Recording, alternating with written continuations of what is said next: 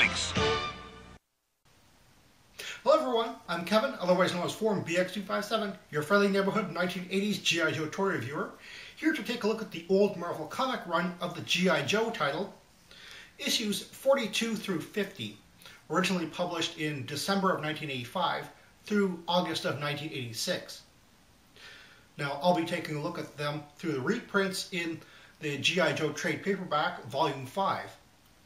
This particular one is the old Marvel comic run published in around 2002, but IDW recently reprinted the trade paperbacks, just calling them Classic G.I. Joe. And they would be much easier to find and obviously quite a bit cheaper as well. Now, Volume 5 and the issues in between there, they actually comprise some very interesting things, like the introduction of two major bad guys, Dr. Mindbender and Serpentor, as well as our first look at the fan favorite 1985 style Snake Eyes uniform, and it has a first appearance of Sergeant Slaughter in comic book form. Now you're probably wondering, 42 through 50 is only 9 issues, instead of the usual 10 or 11 that these trade paperbacks usually produce, but issue 50 was a double-sized issue. Half that issue was actually the preview of G.I. Joe Special Missions, which was the first G.I. Joe spin-off. However, I won't be covering that here because that sort of pilot, if you will, is actually reprinted in IDW's G.I. Joe Special Missions Trade Paperback Volume 1, which I'll be covering separately. Issue 42 is titled Ties That Bind. In this issue, Candy is still being held captive by Buzzer and attempts to escape. The Softmaster arrives in Springfield to find information on the killer of the Hardmaster. Billy reaches the end of his trading with Storm Shadow, and the Crimson Guard, who attempted to kidnap Scarlet from issue 36, survives and tracks down the vulnerable Snake Eyes and Stalker who are visiting a Vietnam memorial. There is a dialogue error that has General Flagg's name when it should be General Austin. The second Crimson Guard, Fred's original name is Wade Collins. This issue brings up an interesting question about the undercover Cobra family. Were the original 4 members actually related? And if not, then whose kids are those? Also, the Vietnam flashbacks tie back to those shown in issue 26. Issue 43 is titled Crossroads. Wade Collins takes Stalker and Snake Eyes hostage and tells them his side of the Vietnam battle that almost killed him. Candy hitchhikes with Billy, heading towards Springfield to return Softmaster's suitcase, when they run into Scrap Iron, Firefly, and Buzzer. This is the first appearance of Scrap Iron, whose missiles kill the hitchhiking Billy, Candy, and later the Softmaster. Wade Collins' flashbacks not only show more of the Vietnam battle from issue 26 again, but show his recruitment into Cobra and becoming a Crimson Guard. Wade Collins later defects from Cobra and takes his fake family with him. Issue 44 is titled Improvisation on a Theme. Lady J is in the middle of evaluating 4 new Joes when they are all captured to become test subjects for a new Cobra weapon. This is a standalone story that feels like an episode of the cartoon. It even ends with the bad guys escaping in a humorously overloaded Fangcopter. This is the first appearance of Bazooka, Airtight, Heavy Metal, and Crankcase, along with the Awe Striker, Silver Mirage motorcycle, and the MBT Mauler tank. Also, this is the first appearance of Dr. Mindbender, who is here called Dr. Brainwave, which was his prototype name, the Bats, who are only referred to as Android Troopers, and the Gas Mask Cobra Troopers, who are actually fan favorites who wouldn't actually get a figure until 2006. Issue 45 is titled In Search of Candy. While flying a recon mission over the new Cobra Island, Ripcord, who is still upset over the disappearance of Candy, bails out to confront Candy's father. Snake Eyes shows Storm Shadow the Soft Master's final message naming the killer of the Hard Master, and both head to Cobra Island as well. And Hawk is promoted to General to replace General Austin. The Cobra Terror Drome makes its first appearance, but is not yet named. This is the first appearance of Quick Kick and Alpine. Also the first appearance of Snake Eyes in his second uniform.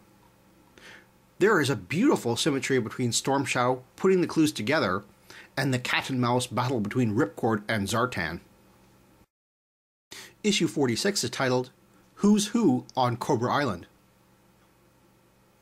In this issue, Zartan switches uniforms with Ripcord and leaves to be recovered by a Small Joe surveillance team. And Storm Shadow and Snake Eyes battle their way to take revenge on Zartan, not knowing that they're really headed toward Ripcord. This is the first appearance of the Firebat jet. Also the first hint at the Night Raven jet, but it is only shown with a tarp over it. Also, this is the first appearance of Hawk in his second uniform. And here, Professor Apple is killed by Storm Shadow in the battle to get to Zartan. Issue 47 is titled Sea Duel. In this issue, the Joes arrive in force on the edge of Cobra Island's perimeter to extract their surveillance team and Ripcord, who they don't really know is Zartan in disguise.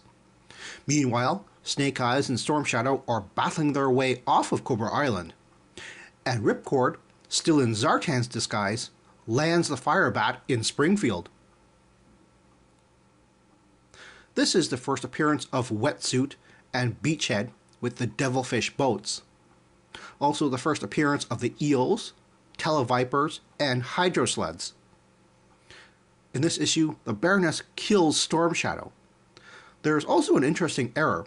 In the previous issues, the Firebat was red when it took off, but it is blue at his landing. This is the same art team handled both issues, so there's really no excuse for this.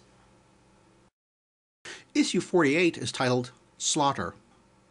The Joes discover that Ripcord is really Zartan and chase him throughout the pit before he escapes. To add to the confusion, a new Joe arrives at the pit, Sergeant Slaughter. Meanwhile, Ripcord starts to take advantage of his Zartan disguise. This is the first appearance of Sergeant Slaughter, and he's not a wrestler in this universe, and the Jugglers, a secret cabal of US generals. Destro's dialogue indicates that the Baroness shot Storm Shadow while he was unarmed, but the artwork previously shows him still wielding that partial sword. That's not unarmed to a ninja. Dr. Mindbender orders the body of Storm Shadow to be preserved, which is an interesting move that foreshadows future events. And Doc extracts a blood sample from Zartan that he claims had inhuman properties, like that of a chameleon, bringing into question whether the shapeshifting really is holographic or something more, but this is never brought up ever again. Issue 49 is titled Serpentor. In this issue, Dr. Mindbender and Destro return from tomb raiding with DNA traces to create the ultimate warrior for Cobra Commander. Ripcord, while in disguise as Zartan, successfully contacts the Joes with the location of Cobra Springfield. The Joes prepare to invade Springfield in full force and Serpentor awakens.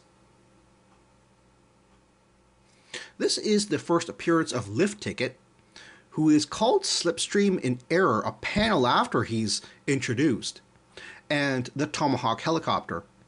While Slipstream's name is mentioned, he's never shown. It is considered an error, as he is properly introduced to the G.I. Joe team in issue 54. Also, this is the first appearance of Serpentor, who is wearing his partial costume.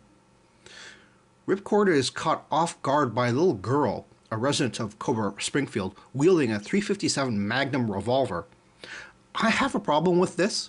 First, the little girl's hand shouldn't be able to hold a revolver of that frame size correctly, much less be able to reach the trigger. And second, it is at close quarters in a car. Ripcord just needs to brake suddenly or push the barrel aside. Yeah, I know it was written for shock value, but it is a stupid way to get Ripcord captured. Issue 50 is titled The Battle of Springfield. In this issue, during the Joe's heavy assault on Springfield, Cobra Commander issues an evacuation of the entire city to Cobra Island. Serpentor leads the Cobra troops in a diversionary tactic to draw the Joes away from the Cobra civilians. This is the first appearance of Leatherneck and Zarana. Storm Shadow was accidentally brought back to life from Dr. Mindbender's DNA tanks, and Zap is shown wearing Flash or Grand Slam's uniform in error. This is the first appearance of the distinctive Cobra transport helicopter with the flying landing struts and shark's mouth livery on the nose, which will actually be used as the main transport helicopter for Cobra throughout the entire series from here on in. Cobra Commander once again calls Dr. Mindbender by his prototype name in error again. Well, that's all the time I have right now. Please check out my Facebook page for more information and behind-the-scenes photos for these reviews. Thank you for watching this video, and stay tuned for next time to see another 1980s G.I. Joe toy review. See you then.